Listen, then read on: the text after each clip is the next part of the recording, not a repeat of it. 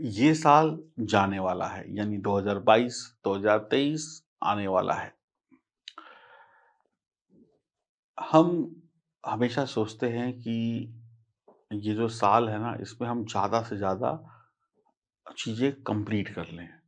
अब सबके मन में एक ही चीज़ होगी, दिसंबर का महीना बचा है, जल्दी-जल्दी चीज़ें हम पूरी कर लें, जल्दी-जल्दी सारे लाभ मिल जाएँ, जल्दी-जल्दी काम निपटा लें।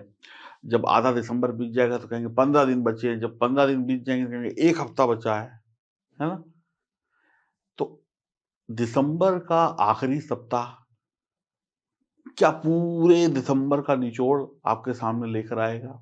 यानी 24 दिसंबर से 31 दिसंबर। फिर उसके बाद हमारे मन में एक चाहत होती है कि जो नया साल है उसका पहला दिन कैसा होगा, दूसरा कैसा होगा? थोड़े दिन तक एक इच्छा जागृत होती है, उसके बाद तो फिर नॉर्मल हो जाता है सब। तो इस वीडियो में हम बात करने वाले हैं 24 दिसंबर से 31 दिसंबर की और 1 जनवरी से लेकर 7 जनवरी की, यानी 15 दिन के बारे में बताएँगे। आधा 2022 और आधा 2023।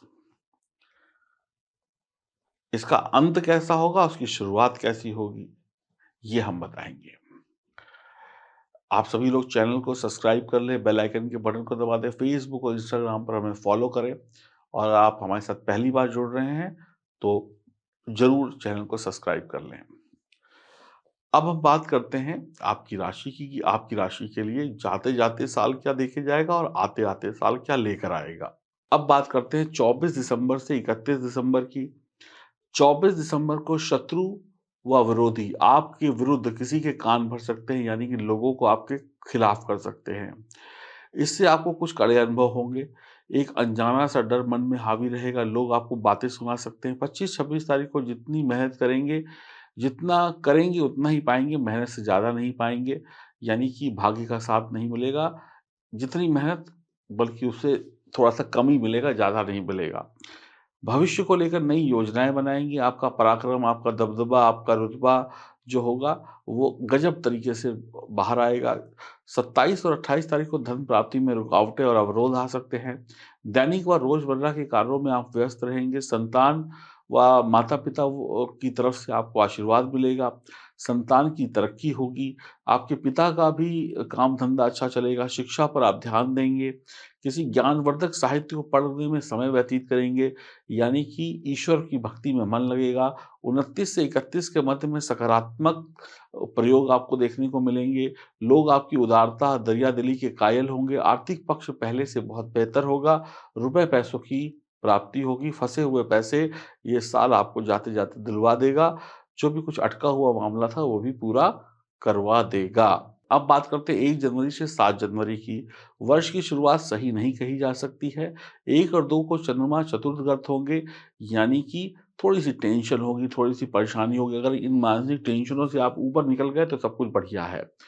तो कष्ट नहीं होगा, वरना टेंशन में ही आप डूबे रहेंगे। वाहन वगैरह ठीक प्रकार से चलाइएगा, माता-पिता से किसी बात को लेकर खटपट हो सकती है। आस-पास का वातावरण भी तनावपूर्ण रहेगा, पैसों की जो आना है वो कम होगा, जाना तेज़ी से होगा। 3 और 4 को बच्चों को की पढ़ाई-लिखाई पर आपको ध्यान देने में समय बीतेगा, आपको ज्ञानवर्धक साहित्य पढ़ने में मन लगेगा, आप कहीं घूमने-फिरने का प्रोग्राम बना सकते हैं, आप अपने काम पर पूरा फ़ोकस करेंगे, परिवार में मेल-जोल रहेगा। 5, 6, 7 तारीख को प्रेम प्रसंगों में सफलता मिलेगी, कारोबार में व्यस्तता बढ़ेगी, कामकाजी महिलाओं के लिए समय पक्ष में है, आप चतुराई से काम करते हुए आगे बढ़ेंगे। तो कुल मिलाकर देखा जाए तो साल की शुरुआत के 1 और दिन अच्छे नहीं हैं, उसके बाद सब कुछ बेहतर होता चला जा रहा है, आपको चिंता करने की आवश्यकता नहीं है। शुरुआत थोड़ी-सी ढीली है, लेकिन आगाज़ आगे का बहुत बढ़िया है। आपको अब हम उपाय बताते हैं, किन उपायों से आप इस साल को और बेहतर बना पाएँगे। रही बात उपाय की, देखिए उपाय 2 तरीके से काम करते हैं। पहला उपाय ये होता है कि आप अपनी ज़िंदगी में कोई गलती ना करें, छोटी-छोटी गलतियाँ। एक इंसान छोटी-छोटी गलती क्या करता है? कड़वा बोलता है, झूठ बोलता है, पैसे की चोरी करता है, काम चोरी करता है, रिश्ते सही नहीं रखता है, अपनी नीयत सही नहीं रखता है। ये सारी बातें आपके माँ-बाप ने आपको बहुत सुनाई, बड़े-बड़े प्रवचन आपने सुने होंगे। तो इन चीज़ों पर भी आपको कंट्रोल करना होगा। दूसरा उपाय क्या होता है? ग्रह का उपाय। अब ग्रह का उपाय कैसे करते हैं? जैसे कि किसी भी ग्रह के लिए या तो दान दिया जाता है या तो उसके उसकी चीज़ों को अपनाया जाता है। अब ये जन्म कुंडली तय करेगी कि आपको दान देना है कि आपको अपनाना है, ऐसे हम नहीं बता सकते। तो हम आपको ऐसे उपाय बताएँगे जिससे आपकी कोई हानि ना हो। सबसे पहला काम ये करिए कि घर के आस-पास जो मंदिर है वहाँ जाके मत्था टेकिए, गुरुद्वारे में मत्था टेकिए, वहाँ पे लंगर, भंडारा जो भी कुछ चल रहा है, उसमें सेवा करिए। ठीक है जी? सेवा करने के बाद जब आप थक जाएँ तभी वहाँ पर कुछ थोड़ा-बहुत भोजन ग्रहण करें, वो भी प्रसाद के लिए और प्रसाद क्या होता है थोड़ा-सा होता है, प्रसाद थाली भर के नहीं होता है। इस बात का विशेष ध्यान रखिएगा। दूसरा काम आपको क्या करना है कि जो भी आपसे नीचे लोग हैं, अब आपसे नीचे कोई है रिक्शा चलाता है, कोई झाड़ू लगाता है, कोई सफाई करता है, किसी भी तरीके की, तो उन लोगों के लिए कुछ करें, उन लोगों को भोजन करा दें, उन लोगों को भोजन कराना देखिए सबसे अच्छा रहता है मेरे हिसाब से। लेकिन भोजन कैसे कराएँ? आप 1 हो या 2 हों या जैसा आपका जेब अलाउ करे, अपने सामने बढ़िया भोजन खरीदें और बोलें, "भई खाओ, हम पैसे देंगे, हमारे सामने खाओ।" तो उनको बढ़िया भरपेट भोजन करा दें, भले आपको 2 प्लेट उनके घरवालों के लिए बाँध के देनी पड़े, लेकिन वो व्यक्ति आपके सामने भरपेट खा कर जाए, चाहे रोटी हो, चाहे वो चावल हो। हाँ, एकादशी वाला दिन हो तो चावल का दान मत करिएगा खिलाने में। ये देखिए छोटे-छोटे उपाय हैं। इसके अलावा आप क्या कर सकते हैं, उगता हुआ सूरज, उगते हुए सूरज को नमस्कार करें और उगते हुए सूरज से वो माँगे जो आपको चाहिए। उसके बाद क्या करें? उगते हुए सूरज से आशीर्वाद लेने के बाद आप थोड़ा रेस लगाइए, शरीर में पसीना लाइए, भागिए, दौड़िए, एक्सरसाइज़ करिए, सूर्य नमस्कार करिए, योग प्राणायाम करिए क्योंकि भगवान कहते हैं भगवान श्री कृष्ण कहते हैं योग कर्मेषु कौशलम। तो जो योग करेगा उसका कर्म मजबूत हो जाएगा यानी आपका काम-धंधा मजबूत हो जाएगा। फिर उसके बाद क्या करें? अपने माता-पिता से 2 मिनट बातें करें, ऑफ़िस जा रहे हैं व्यापार पे जा रहे हैं, तो पिताजी से, माताजी से, बच्चों से मिलकर जाएँ। हाय हेलो करके जाएँ, उनका आशीर्वाद लेकर जाएँ। ऐसे नहीं कि बस निकल गए, ऐसे नहीं, मिलकर जाएँ, भले 2 मिनट के लिए मिलें। फिर जब शाम को घर वापस आएँ, तो अपने साथ कुछ ना कुछ लेकर आएँ। भले एक लड्डू लाएँ, केला लाएँ, सेब लाएँ, मिठाई लाएँ, कपड़ा लाएँ, कुछ ना कुछ तो देखिए लेकर आएँ। चाहे घर का कोई दाल, आटा, दाल, चावल, हरी मिर्ची और सब्जी क्यों ना हो, खाली हाथ ना आएँ।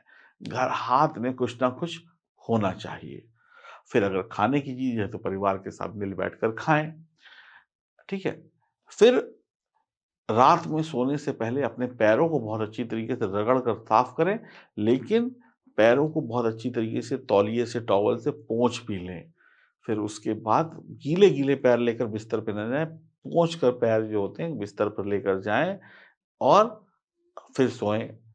और फिर सोने से पहले अपनी आँख को बंद करने से पहले एक बार भगवान का स्मरण कर लें और एक बात बताना भूल गया, शाम का जो भोजन है ना, कोशिश करिए कि अपने परिवार वालों के साथ बैठकर करें। सुबह तो जल्दबाज़ी होती है, लेकिन शाम को थोड़ा वक़्त निकालें, उनके साथ बैठें, बातें करें, आधा घंटा चाहे 15 मिनट वक़्त दें। जो आप सामान लेकर आए हैं ना, वो सबके साथ मिल बैठकर खाएँ।